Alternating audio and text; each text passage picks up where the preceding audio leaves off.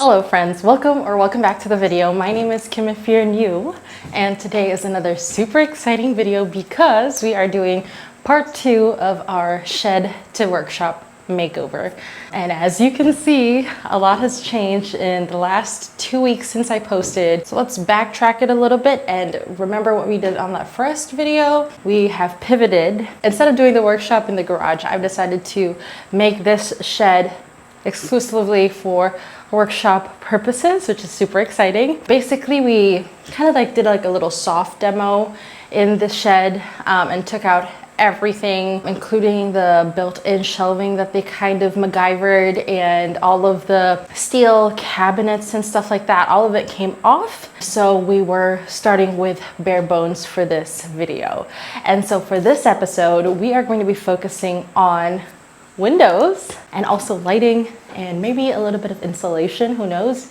We'll see how far we can go today. And my brother was nice enough to do all of the lighting and outlets in the shed. So he is an engineer, and initially I was just going to hire an electrician to do all of this work, but he said that he would be able to do it. And I was like, okay, let's give it a try. We bought all of the materials and he was able to switch up the electrical wiring in this shed. So we have 8 outlets and 10 lights, and all of them were strategically placed for where I'll be putting my workshop bench, where we'll be putting our little shop vac, the miter saw station, you know, all these things that will be coming up very soon, hopefully, in this whole makeover. Also put a little outlet on the top over there for my vent, which I will be installing very soon. All right, so I'm gonna take you back to last week where we started all of this, and then we can catch up right here afterwards.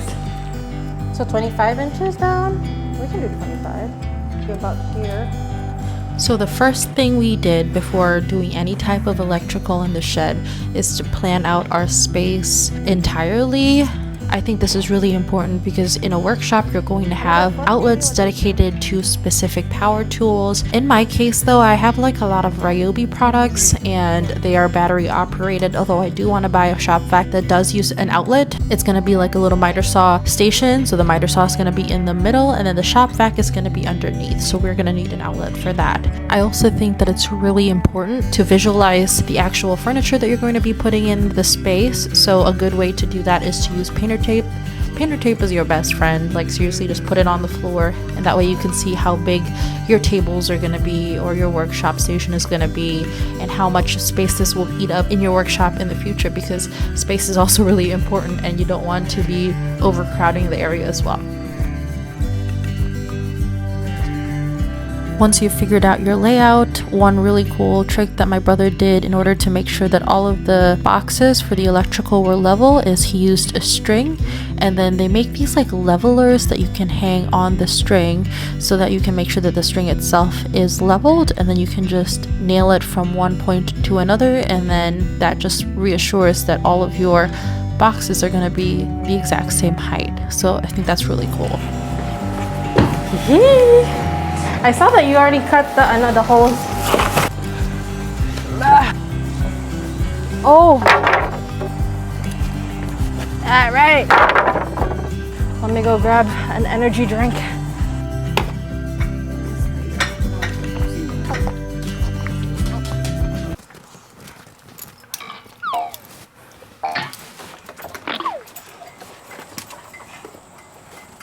Okay, so this next portion I was truly debating on doing, mainly because it was going to require a lot of sweat equity, and when I say sweat equity, I literally mean sweat equity. That shed was hot. But anyway, I was debating whether I should do the windows or not for the shed, mainly because the back of the shed is in a slope, or I would need to be on a really tall ladder in order to finish the install from the outside portion if I did want to install the window. And I thought long and hard about it, and I realized, I'm already going all out, so I might as well add this window. I feel like I would regret it later on if I didn't. I have to account for the height of the stud, so if I cut this, it'll be right down here to the width of this one. We're gonna cut that. 44, okay, math is hard. Hold on, 29 and a half plus 3 is equal, 30 plus 3 is 33, duh. That's 23 and a half, so 24. So math. So basically what you guys see me doing here is trying my very best to do math in order to figure out the dimensions of my rough-in. And a rough-in is basically studs in the frame where your window is gonna sit. And while I'm doing this, my brother is helping out with the electrical in the background, so thank you. Let's see the fitties. I made it a little bit bigger. That way, yep, I can like kind of shimmy it in. Oh, sorry, I'm so excited for no reason.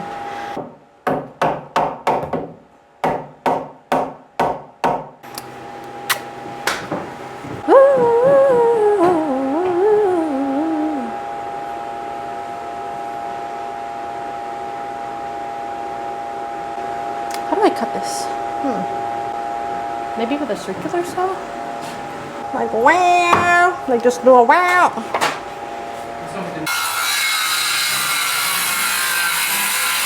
Haha! I did it! But only cut halfway.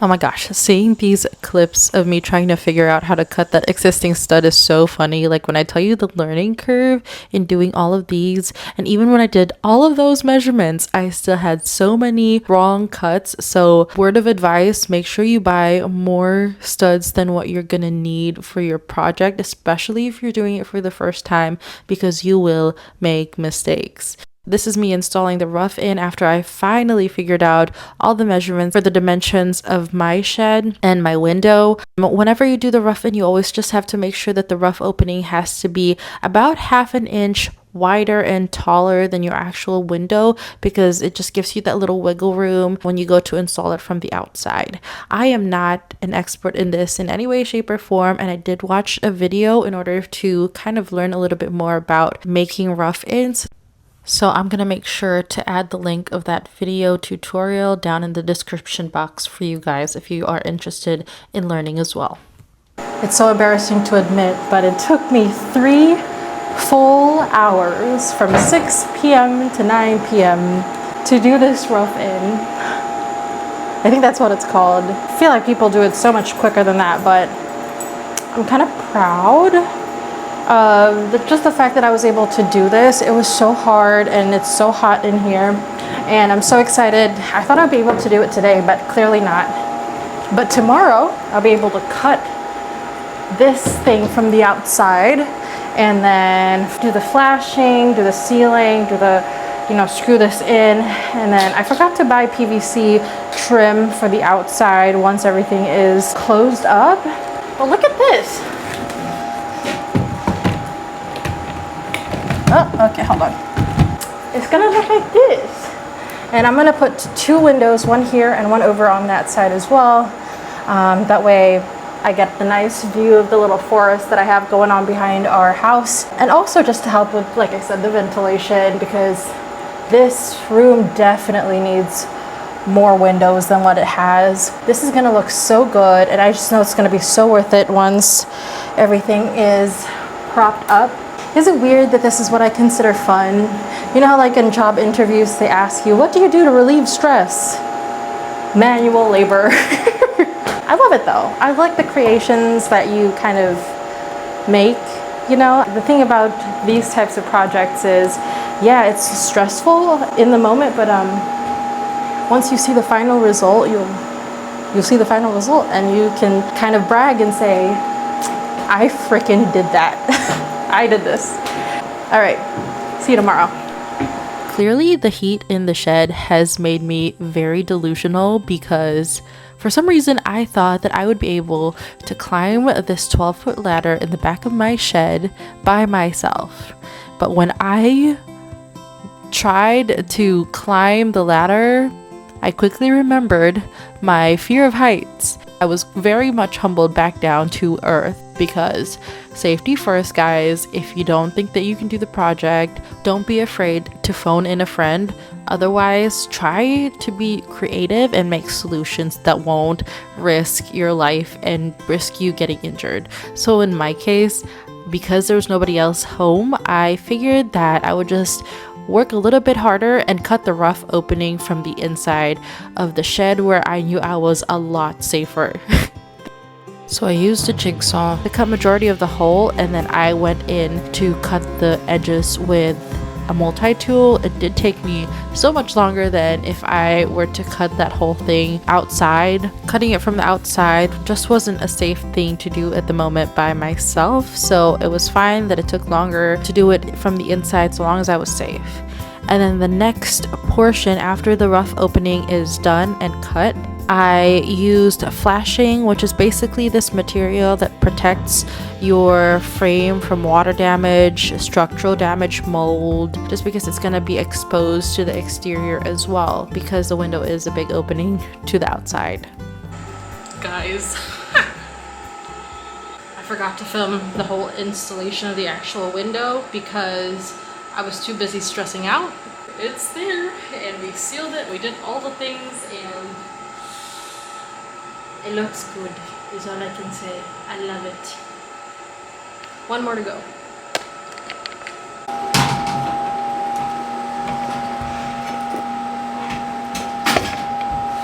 This is probably the worst angle to film at. I don't know if you can see me, but I'm just kind of in between the studs here. So right after I finished doing that one window, my exhaust fan arrived, and so this was one thing that I had also mentioned in the previous video in part 1, where I was debating whether or not to install an exhaust fan. After doing a little bit of research, I felt like it was necessary for this shed. One, because it was going to help with the heat during the summertime, because heat rises up, so having a vent that is actively, you know, pushing air outside of the shed will help with heat issues. The other thing is it helps with humidity, and you don't like humidity inside a shed or any type of structure because mold and mildew thrive off of high humid climates. With those two things taken into consideration, I figured that I had to install the exhaust fan. It wasn't as loud as I thought it would be. All right, friends, so a little update on our work shed. We're looking pretty good. All right, so first, window is done from the outside at least. Obviously, there's still some finishing that has to be done in the inside once everything is drywalled and all that good stuff. Definitely putting a second window right here. Just haven't had the opportunity to do that just yet. I do the makeovers here in the shed and in the house on my days off. I do have a full-time job, so it's just kind of been a little hectic with the schedule. I'm only off like 3 days a week, and being a first-time DIYer, it takes me a little bit of time to do the projects in the shed. So we've done this one, the first window, second window to come. Unfortunately, I didn't get the chance to do insulation in this video, which I was really hoping for at the start of last week, but I'm patting myself in the back. Honestly, for not posting last week and having 2 weeks to make content, I was a little disappointed that I wasn't able to do more than what I did. But that's just the reality, I guess, of DIYs, is that sometimes they can run longer than what you would expect for them to. So, and then let me show you the lights and the switches situation, because my brother did a really good job.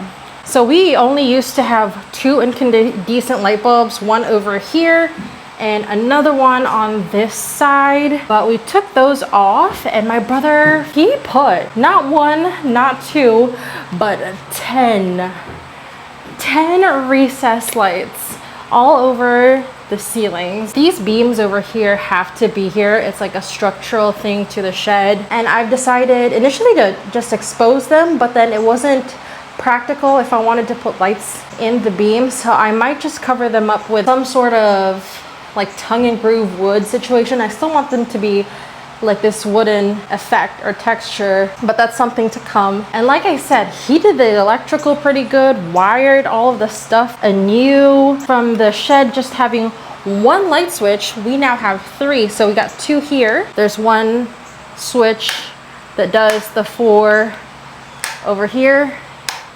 Another switch that does the top ones on the ceiling or the roof area. And then the third one is what we call the workshop lighting. So we have one over here. It focuses on the 2 lights on that side and this side. So basically the corners of my little workshop, because that's where the end of the bench is gonna be. And I know in the last video I had mentioned the vent, and as you saw in this video, we ended up installing the vent for this shed. And it's a really nice vent. I bought it from Amazon, and it has this like master brain thing. Gives you the temperature in the room, the humidity. There's settings to have the fan run in auto mode, or you can set a timer, you can turn it on or off. Like a bunch of settings to it, which I really like.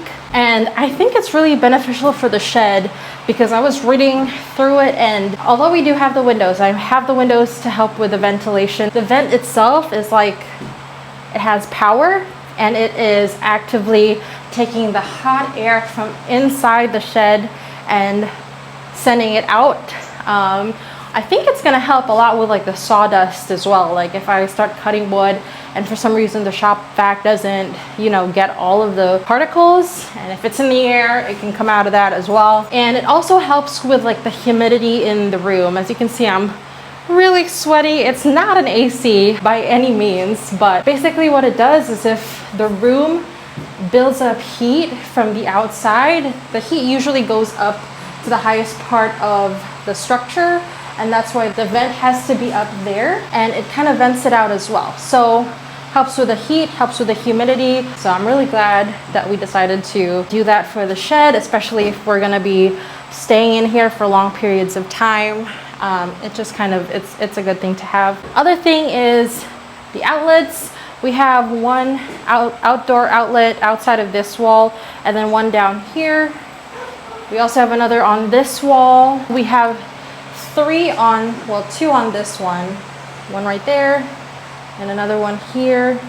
And then we have an extra one over there to help with like the charging stuff. Like I said, I'm gonna put all of my power tool batteries over on this side, because a lot of my tools are battery powered, which is good. Power tools require a lot of electricity, and I am now learning from my brother that in the circuit that goes to like the master circuit breaker words. Anyway, though the one that goes to the breaker from here is only like 15 amps.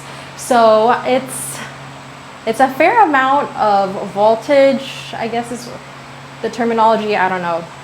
I'm not too familiar with that, but anyway, it's 15 amps. So when you are making a shed or like a workshop, or considering putting tools in a certain area and making it like a dedicated space for that, I am now realizing that you have to take into consideration the amps that you have in the circuit that goes to that specific area. So for example, for this one, only 15 amps, which is enough to cover all of the electrical stuff here. So we took that into consideration he took it into consideration when putting all of the outlets in, and accounting for the equipment and stuff like that. Because all of our power tools don't get plugged in, we don't really have to worry about like the amps towards the shed, because we're not using a lot of power actively through the outlets. It's just, you know, we charge the batteries and use that. So that's great. I'm not sure, but I don't think we can do like a split AC in the shed just because of that specific reason. And also, I don't know if it'll get broken because of like sawdust and stuff that can probably clog up the filter. I don't know. As much as I love to have some sort of like AC in this room, like a split AC for heat in the wintertime and AC like cooling in the summertime, I don't think it's something that we can do in the shed for right now. We got the lights in, we got the vent on, we have this one window, and I'll show you what the outside looks like. Right now, humidity in here is 69 and the temperature's 87 degrees. Maybe the humidity and the heat will be a little bit better once this whole area is insulated. So I'm hoping for that. So I brought back one of the smaller shelving units that they originally had in this area, and I'm just placing it here temporarily for all of the tools that we've been using to DIY this entire shed. We have all of my wood here, studs for the second window. I have my trim. Trim is so expensive, you guys. Like this one thing, about 30 bucks. This thing, about $17. So I didn't expect PVC trim to be so pricey. And then I'm going to show you the outside because there are some realities of DIY that I also want to show you guys. Obviously, I am no professional and things don't always go right the first time. So let me show you what I mean. Our shed is like in a really steep slope, right? So the back of the shed is not on the ground, if that makes remotely any sense. It's like suspended in air. And let me show you. So I had to me and my brother had to take turns on a long ladder to kind of get the outside portion of this window done. I am like mildly scared of heights, so this was not a fun project for me, but this is how it looks. Everything is nicely sealed. Like when I tell you I sealed the living crap out of that window, it is sealed. No water is going in there in those gaps. Those gaps are fully sealed with a like a clear sealant, so I'm not worried about it, you know, getting damaged or anything like that. But I do realize that I should have routed the inside, like a little portion of the inside of the trim, so that it sat flush onto the wall. So I didn't do that. There's like a little lip in the window that made it so that it didn't fit flush to the wall, and that's why you see those little gaps, because it's like in a little bit of a slant. So I realized that once I was on the ladder and like installing it, and at that point I was like, it's too late to back out now. As you can see with the clouds, it's been a little bit gloomy, rainy in our neighborhood, and if I didn't get them installed at that time, I would risk for the whole thing, like the whole window and the trim being rained on, and then like it being wet and all that good stuff. So at that point it was hot, I was tired, so I just kind of nailed them onto the wall and sealed them really well before the rain started. So that was my bad, and that's just the reality of doing a DIY, is that sometimes you don't get it right the first time. So I can always just remove it once the weather gets a little better, route the insides, and then place it back so that it's nice and flush on the wall and it doesn't look like there's a big gap on it. So it's okay, you live and you learn. And then this is the other trim for the vent is right there, and it's working beautifully. I love it. It looks so pretty. So yeah, that is it for today's video. I hope you enjoyed it. If you did, make sure to give this video a like, subscribe if you want to keep up with our shed renovations. And as always, I'm very thankful if you made it to the end of this video and you enjoyed the content. I really do appreciate you, and I want to thank you for staying. And yeah, I'll see you again on the next one. Bye guys.